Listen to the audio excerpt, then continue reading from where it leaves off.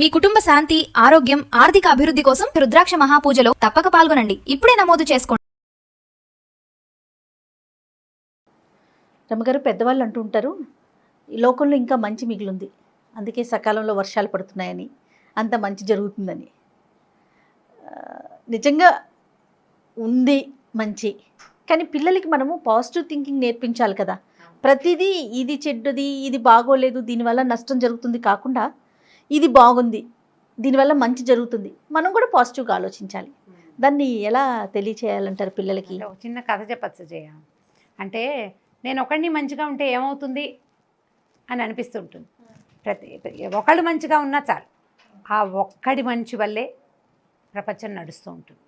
దీని మీద ఒక కథ చెప్తాను చూడండి. ఒక ఊళ్ళోనట ఒక రంగయ్య అని ఒక కుర్రాడు ఉండేవాడు. రంగడు వాడి పేరు. వాడు చాలా అమాయకుడు, అంటే మేధకుడు అనమాట. అట్టే తెలివితేటలు లేవు, అమాయకంగా ఉండేవాడు. అయితే వాళ్ళ అమ్మ నాన్న ఏమనేవారంటే, ఒరే ఇంత అమాయకంగా ఉంటే ఎట్లా బతుకుతావురా, నువ్వు గుళ్ళో అయ్యగారు హరికథలు చెప్తారు, రోజు వెళ్ళి హరికథ వినమనేవారు. అయితే వీడు ఏం చేసేవాడు, హరికథ వింటుండేవాడు. ఏదో వాడికి ఏం తెలివి వచ్చినట్టు ఏమిటో వచ్చేది, ఏవో ఆ కథలు ఈ కథలు, కృష్ణుడని రాముడని అదని ఇదని తెలుసుకునేవాడు. అయితే ఒకసారి పంతులు గారు, ఆ గుళ్ళో ఉండే అయ్యగారు, పంచభూతాల గురించి చెప్పాడు. పంచభూతాలు అంటే ఏమిటి? పృథివీ, అప్పు అంటే నీరు, తేజస్ అంటే సూర్యుడు, అదే ఎండ అగ్ని, భూమి ఆకాశము, వాయువు, గాలి, నీరు. సరే, ఇలా 5 ఉన్నాయని చెప్పాడు. పంచభూతాలతోటి భూమి నడుస్తుంది, మనం భూమి మీద ఉంటాము. ఈ భూమికి వేసిన పందిరే ఆకాశం. భూమికి ఆకాశం పందిరి వేశారు, దేవుడు అట్లా వేశాడు. భూమి ఆకాశాల మధ్యలోనే మనకి అగ్ని, వాయువు, గాలి, ఈ 3 ఉంటాయి. ఈ కిందున్న నేల, పైనున్న పందిరి, ఈ మిగిలిన 3తోటే ఈ ప్రపంచం నడుస్తోంది అని చెప్పాడు. కుర్రాడికి అర్థమైంది బాగా. అయితే ఆకాశమే మనకి పందిరి అనమాట అని సంతోషించాడు. వాకిట్లో పడుకున్నాడు సాయంకాలం. అట్లా పైకి చూస్తుంటే అటు ఇటు చూశాడు. పందిరి ఉంది కదా పైన, పందిరికి గుంజలు ఉండద్దు, గుంజలు ఉండాలి కదా. పందిరి దేని మీద నిలుస్తుంది? 4 గుంజలు పాతి పైన పందిరి వేస్తారు. ఇప్పుడు ఈ ఆకాశం అన్ని పక్కలా కనపడుతుంది, ఇది ఎక్కడా గుంజలు కనపట్టాల. వాడు ఏం చేశాడు, అమ్మో గుంజలు లేకపోతే నెత్తి మీద పడిపోదు అని అనుకుని భయం వేసింది వాడికి. ఆ ఊరికి ఆ చివరికి ఒకసారి నడిచెళ్ళి చూసొచ్చాడు. ఎక్కడన్నా ఉన్నాయి? ఎక్కడా లేవు. ఈ చివరికి నడిచాడు, ఎక్కడా లేవు. ఏ పక్కకి నడిచి చూసినా పందిరి గుంజలు వాడికి కనపడలా. అక్కడి నుంచి అందరినీ అడగటం మొదలుపెట్టాడు, మన ఊరి పందిరికి గుంజలు ఎక్కడున్నాయి అని. అడిగేసరికల్లా అందరూ వాడిని చూసి నవ్వారు. ఏం తెలివితేటలు వచ్చినాయిరా నీకు, ఆకాశం పందిరేమిటి, దానికి గుంజలేమిటి, నీ మొహంలాగాను అని వాడిని తిట్టారు, ఎక్కిరిచ్చారనమాట. వీడికి పంతులు గారు మంచి మంచి విషయాలు చెప్పారు అంతకుముందు. ఆయన చెప్పినవన్నీ నిజమని వీళ్ళు ఒప్పుకుంటున్నారు. ఇది కూడా ఖచ్చితంగా నిజమే అవ్వాలి. ఏ పక్కన చూసినా పందిరిలాగా ఆకాశం కనపడుతోంది, దానికి గుంజలు ఎక్కడో ఒక చోట ఉండే తీరాలి. ఈ ఊళ్ళో లేవు, పక్క ఊళ్ళో ఉన్నాయేమో చూద్దామనుకున్నాడు. ఇక ఊళ్ళో వాళ్ళని గణించకుండా వాడు పక్క ఊళ్ళన్నీ తిరిగాడు. ఆ ఊరు ఈ ఊరు వెళ్ళాడు. ఒక పిచ్చి వాలకం పడిపోయింది వాడికి ఆ గుంజలు వెతుక్కునే గోళ్ళు. ఇలా ఒక 5-6 ఊళ్ళు తిరిగాక ఒక ఊళ్ళో ఒక రామ మందిరం ఉందిట. ఆ రామ మందిరంలో పడుకున్నాడు వీడు. పడుకుంటే వీళ్ళ ఊరివాడు ఒకడు చూసి, ఏరా రంగా ఇక్కడ చేరిపోయావు ఏమిట్రా నువ్వు, ఎలాగరా నీ సంగతి, ఇట్లా చేస్తే ఎట్లా, ఇంటికి వెళ్ళిపోదాని రమ్మన్నాడు. గుంజలు చూస్తే కానీ నేను రాను బాబాయ్, నాకు భయం వేస్తుంది, ఆకాశం కూలి పడిపోతే, పందిరి కూలి పడిపోతే ఎట్లా, ఎండాకాలం పందిరి వేసుకుంటాం వాకిళ్ళల్లో, వర్షాకాలం వచ్చేసరికి కూలిపోతుంది, ఏ కుక్క పిల్లో పంది పిల్లో దాని కింద పడితే చచ్చిపోతాయి ఆ పందిళ్ళు కూలిపోయేటప్పుడు. ఇప్పుడు ఈ ఆకాశ పందిరి కూలిపోతే మనమంతా పచ్చడైపోము దాని కింద అన్నాడు. అనేసరికల్లా ఆ రామ మందిరంలో ఒక ఋషీశ్వరుడు లాంటి ఒక ఆయన, ఒక యోగి సమాధిలో ఉన్నాడు. ఆయన ఏదో జపం చేసుకుంటున్నాడు. ఈ మాటలు విన్నాడు. వినేసరికల్లా రెండో వాడికి ఏం చెప్పాడంటే, అబ్బాయి నువ్వు వెళ్ళిపో, వీడి సమస్య నాకు అర్థమైంది, నేను చెబుతాను వీడికని వాడిని దగ్గర కూర్చోబెట్టుకున్నాడు.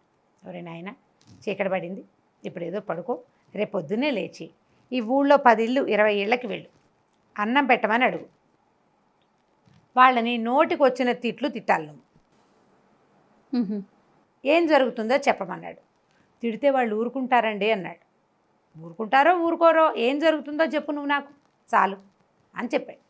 అప్పుడు నేను నీకు పందిరి గుంజలు ఎక్కడున్నాయో చెబుతానన్నాడు. ఓకే. ఈ కుర్రాడు నమ్మాడు. ఎందుకంటే ఈ యోగీశ్వరుడు చెప్పగానే వాళ్ళ ఊరివాడు వదిలిపెట్టి వెళ్ళిపోయాడు. అంటే ఈయన వాడు నమ్మాడు, అంటే ఈయన బాగా గ్రేట్ అనమాట. ఆ నమ్మకం పెట్టుకున్నాడు. మర్నాడు పొద్దున్న లేచాడు, ఏదో చెరువు దగ్గరికి వెళ్ళి పళ్ళు తోముకున్నాడు.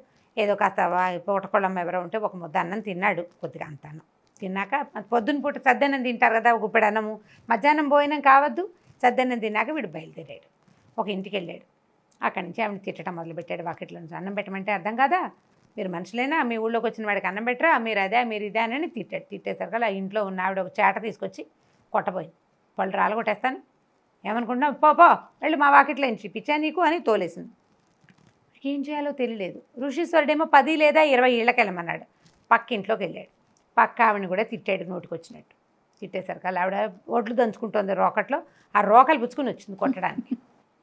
వాకిట్లో 2 పిల్లలు ఉన్నారు, 2 మట్టి బిడ్డలు విసిరారు వీడి మీద. పిచ్చివాడు అనుకుని 3వ ఇల్లు అయింది, 4వ ఇల్లు అయింది, 5వ ఇల్లు అయింది, అన్ని చోట్ల ఇదే సన్మానం జరుగుతోంది. బడి 10వ ఇంటికి వెళ్తే వాకిట్లో నుంచున్నాడు. అప్పటికి వీడికి శోష వస్తోంది, ఎండకి ఎండ, కోపం శోష, నీరసం వస్తోంది. ముందు కోపం కాదు, ఇప్పుడు వాడికి ఒక సమస్య ఉంది, దానికి ఆన్సర్ తెలుసుకోవాలంటే పట్టుదల కావాలి. 9 ఇళ్ళు కనుక్కున్నాడు. 10వ ఇంట్లోకి వచ్చి వాకిట్లో నుంచుని నీ మొహమండ అని ఇట్లా తిట్టు మొదలుపెట్టాడు. తిట్టేసరికాల ఆ ఇంట్లో ఉన్న ఆవిడ 10 నిమిషాలు ఆగమేఘ 10 నిమిషాల పాటు బయటికి రాలా. ఏంటో హైరాన్గా అటు ఇటు తిరిగేసి ఓ గిన్నెలో అన్నము, ఇంత పచ్చడి, అంత మజ్జిగ పుచ్చుకొచ్చింది. నాయన ఊరుకోని ఆయన, పాపం ఎంత ఆకలితో ఉన్నావో, ఎంత ఆకలితో లేకపోతే ఇన్ని తిట్లు తిడతావు, కూర్చో ఇక్కడ కూర్చోనని ఓ విస్తరేసి అన్నం అంత కూర వేసి మజ్జిగ పోసి అన్నం పెట్టింది వాడికి. అన్నం తినేసాడు. ఆవిడ ఆయన ఆకలిస్తే అరవబోక, ఈసారి రేపు సాయంకాలం రేపు పొద్దున కావాలంటే వచ్చి మన వాకిట్లోనే పెందరాలే కూర్చో, ఎండెక్కకుండా నేను పెడతాలే నీకు అన్నం, నీకు 4 ముద్దలు పెడితే నేను అరిపోతానా, అరిచి తిట్టి శోష వచ్చింది చూడు నీకు అని బతిమలాడింది. వీడికి అర్థం కాలేదు. అమ్మాయిలుగా అన్నం తిన్నాక ఓ 10 నిమిషాలు వాళ్ళ అరుగు మీదే పడుకుని లేచి వెళ్ళి ఆ రామ మందిరానికి వెళ్ళాడు. యోగేశ్వరుడికి ఏం చేసుకొచ్చావు నాయన అంటే, గురుగారు 9 ఇళ్ళ వాళ్ళు తిట్టారండి, ఒక ఆవిడ చాటతో కొట్టింది, ఒక ఆవిడ చీపురుతో కొట్టింది, ఒక ఆవిడ రోకలతో కొట్టింది, పిల్లలు మట్టి బిడ్డలు వేశారు, ఓ ఇంట్లో మగవాళ్ళు కూడా ఉన్నారు. పల్లెటూరు కదా, మధ్యాహ్నాల వేళలో మగవాళ్ళు ఉండరు, పొలం పనులని ఆ పనులని పోతారు, ఆడవాళ్ళు చిన్నపిల్లలే ఉంటారు. ఒక ఇంట్లో అయితే ఒక మగ ఆయన కూడా ఉన్నాడు, ఆయన 2 చెంపకాయలు కూడా కుట్టానండి. 10వ ఇంటికి వెళ్తే ఆవిడెవరో అమ్మగారు, అయ్యో ఎంత బాధపడుతున్నావు నాయన, ఎంత ఆకలిపోతే ఇంత తిడతావురా అని నన్ను బతిమలాడిందండి, అన్నం పెట్టింది, కొసరి అన్నం పెట్టిందండి, ఇంకొక మధ్య చుక్కేసుకొని ఆయన పలసగా చేసి తాగు, ఎండను పడి వచ్చావంది అనేసరికల్లా ఆవిడేరా ఈ ఆకాశానికి గుంజ అని చెప్పాడు ఆయన. అలాంటి వాళ్ళు ఊరికి 4 ఉంటారు, ఒక ఊరికి 4 ఉంటారు. వాళ్ళే కనపడని గుంజలు ఆకాశానికి. ఈ ఆకాశం మిన్ను విరిగి మన మీద పడట్లేదంటే ఇలాంటి వాళ్ళు తిట్టినా సరే అవతల వాడి కడుపు చూసి అన్నం పెట్టేవాళ్ళు. ఏ సహాయము లభించకపోయినా సరే ఆ ఊరిని తిట్టకుండా ఉండేవాళ్ళు. తనకి ఏదైనా ఇబ్బంది కలిగినా సరే పనులు మానకుండా ఉండేవాళ్ళు. ఇబ్బంది పెట్టినా సరే వాళ్ళకి పని చేసి పెట్టేవాళ్ళు. అలాంటి వాళ్ళు కొంతమంది ఉండటం వల్లే ఈ ఆకాశం ఈ రకంగా నిలబడి ఉంది. గుండ్రంగా తన చుట్టూతా తనే తిరిగే భూమి ఎక్కడా కూలిపోకుండా సజావుగా నడుస్తుంది. సూర్యుడు పొద్దున్నే వస్తాడు, వానలు సకాలంలో పడతాయి. వీళ్ళే ఈ ఆకాశానికి గుంజలు. ప్రతి ఊరికి వెళ్ళు నువ్వు. ఇలాంటి వాళ్ళు 4 లేదా 5 ఖచ్చితంగా కనపడతారు. ఎంతమంది దుర్మార్గులున్నా వీళ్ళని మాత్రం వాళ్ళు మార్చలేరు. ఎలాంటి వాళ్ళున్నా ఈ 10 ఇళ్లలో ఒక్కటి కూడా 9 ఇళ్లలో ఎందుకు తిడుతున్నావు, ఏమిటి, ఏ ఊరు నాయనా అని నిన్ను అడగలేదు. ఈవిడ మాత్రం నీ ఊరు పేరు కూడా ఆవిడకి అక్కలని, ఆకలే కావాలి, అన్నం పెట్టేసింది నీకు, కాబట్టి వీళ్ళే గుంజలు అని చెప్పాడు. వీడు సంతోషంగా ఇంటికి వెళ్ళిపోయాడు. ప్రపంచంలో మంచి వాళ్ళు ఉన్నన్నాళ్ళు మనకి వానలు పడతాయి, మిన్ను విరిగి మన మీద పడదు.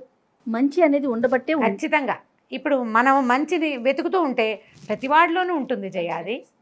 మామూలు వాడు కూడా వాళ్ళకి ఏమీ ఉండదు, వాడు కూడా దుర్మార్గుడుగా మనకు అనిపించే వాడు దృష్టిని బట్టే ఉంటుంది అంతే. ఇప్పుడు వాడు పరమ కటు దుర్మార్గుడు, కటిక దుర్మార్గుడు అయినా కూడా వాడి దగ్గర ఏదో ఒక మంచి పాయింట్ ఉంటుంది. ఆ మంచి వల్లే ప్రపంచం నడుస్తూ ఉంటుంది, ఆ మంచి వల్లే భూమి సజావుగా చెప్తానికి చాలా అద్భుతమైన స్టోరీ, మంచి కథ, మంచి నేర్చుకోవాలి. ఇప్పుడు ఏదో ఒక మంచిని మన యందు ఉంచుకుని తీరాలనే మాట మనం చెప్పచ్చు. దీంతో పాటు ఏదో ఒక మంచి, ఈ విషయంలో ఈ మంచి, ఆ విషయంలో ఆ మంచి. కొన్నిట్లలో నువ్వు సెల్ఫిష్గా ప్రవర్తించు, కొన్నిటి దగ్గర సెల్ఫిష్గా ఉండకూడదు. కొన్ని నీ సొంతానికే చూసుకో, కొన్ని మిగిలిన వాళ్ళ కోసం కూడా ఆలోచించు అని చెప్పే మాటలతో చెప్తూ ఇలాంటి కథలు చెప్తే బాగా అర్థమవుతుంది. మంచి కథ చూడండి, కాన్సెప్ట్ చాలా బాగుంది రమ్మగారి కథ. ఓకే రమ్మగారు, ఇంకో కథతో మళ్ళీ కలుద్దాం. ఓకే, నమస్తే.